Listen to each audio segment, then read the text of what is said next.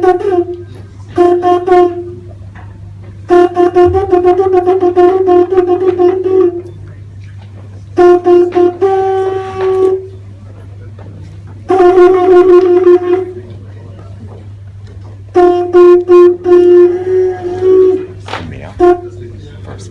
thank you, Colonel. We meet this morning to write a new page in the history of the University of the West Indies and also a new page in the history of Jamaica.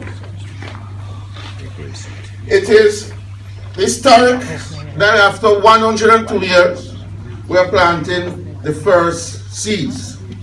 The first seeds free to plant for medicinal and industrial research. And it is important that we pay tribute to all those persons over the years who have contributed to the resistance against the human Ganja law. We pay tribute to those who have suffered the brutality. And it is no coincidence that today is celebrated as the International Day for Peter Tosh, and we pay tribute to one such person who have made significant contribution. This gathering today may very well go down in history as a gathering that took place in 1779. Of course, it was 3 years after the American Revolution, and it took place in the great parish of St. Thomas. It was the establishment of Bath Botanical Gardens. After the American War of Revolution, there was no more trade with the 11 North American colonies. So there was famine in this country. Bath Botanical Garden was established to propagate plants all over this country that had a profound transformation, not only on the Jamaican economy at that time, but also on the slaves in terms of they being able to produce for themselves. I expect that after today, with the role of the university, that this gathering will be just as historic and transformative as 1779. Now, as you know, Mr. Principal, the site for this meeting is very important. The Papine and the Mona estates on this property here, there are several sites of villages that used to exist. And you identify these by what you call the burial, the graves. And if you carefully observe some of these graves, they have members of the East Indian community on it. We pay tribute to the members of the East Indian community who brought this plant here, who legally planted, sold and distributed this plant before 1913. We pay tribute to them.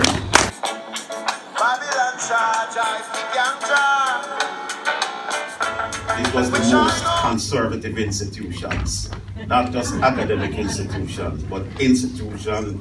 It was the most, probably the most conservative institution in the Caribbean. And today here we are, planting the first legal ganja plant after 102 years.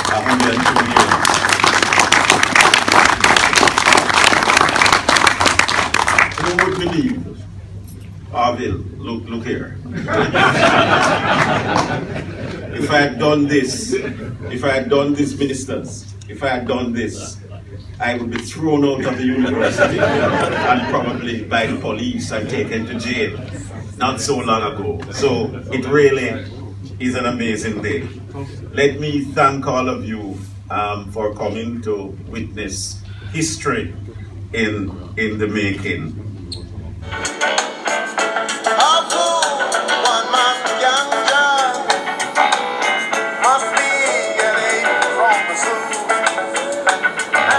Of my own effort and into it, we could achieve something special here.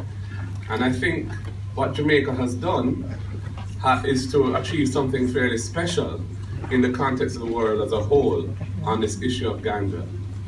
We have a law now in effect that is a multidimensional law, It covers so many different aspects of this phenomenon, from human rights to scientific research to commercial possibilities, and other things as well. I just want to mention there was a cartoon in one of the newspapers this weekend, I think it was, with two lines, and there was a Ganja bill line, and two universities were lined up on that line, and a RAS was in the line and being told by the police, no, not your line, wrong line, you know. Well, it's a little mischievous and misleading, because that is a line for the RAS too. And there are 3 different areas which the law provides some specific benefits for the Rastafari community in recognition of the constitutional position that they hold in relation to treating herb, ganja, as a sacrament.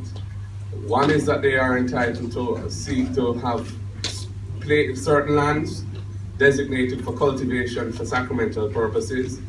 Another is that their places of worship are entitled to be designated as such, and certain legal immunities flow from that. And the third is their events primarily for the purpose of celebrating or observing their faith. That also is subject to certain legal immunities. And that line is there and available. There's an advisory group I'm setting up, drawn heavily from the community, to give guidance as to how those permits are to be issued. But that is in train. So if they can join the line, and UE and UTEC, who have been clamoring for this, are also in that line, and Minister Paulwell, I think, is doing what is necessary to give them the opportunity to start growing that plant legally here for the first time in this country in 102 years that it is going to be lawful to grow ganja. I think that I want to commend University of West Indies for its strong interest in this area. It has a fine team of scientists across different scientific disciplines that have already begun, and there's a tradition of research on ganja and UE in adverse situations where the law didn't really allow it.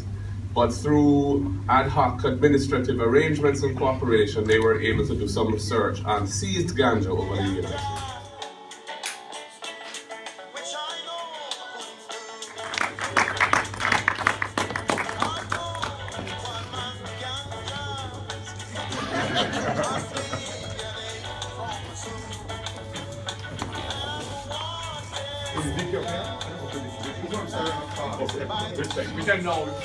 New era when we must acknowledge that a significant part of the problem we face as a society, where crime and violence has escalated beyond reasonableness, has been the way we have dealt with this plant. The criminalization of it has led to a life of crime and violence, and we need to shed the vestiges that remain as quickly as possible. President Obama, for the first time after his visit to Jamaica, acknowledging the potential value in medicinal ganja after his trip to Jamaica. But we know that this industry is a multi-billion-dollar industry. So let us cooperate and collaborate. Then I want to recognize that there is this value. It is intangible. This thing called Brand Jamaica. Brand Jamaica. There's a magic to our name. There's a magic to our location. I've always said that our pineapples are the best in the world. And before I could say so, I can say so now. I hear that our ganja is also the best in the world. Ready, 3 more. Yeah, well. Charge I the ganja, which I know couldn't do. How could one man ganja must be getting from the zoo? And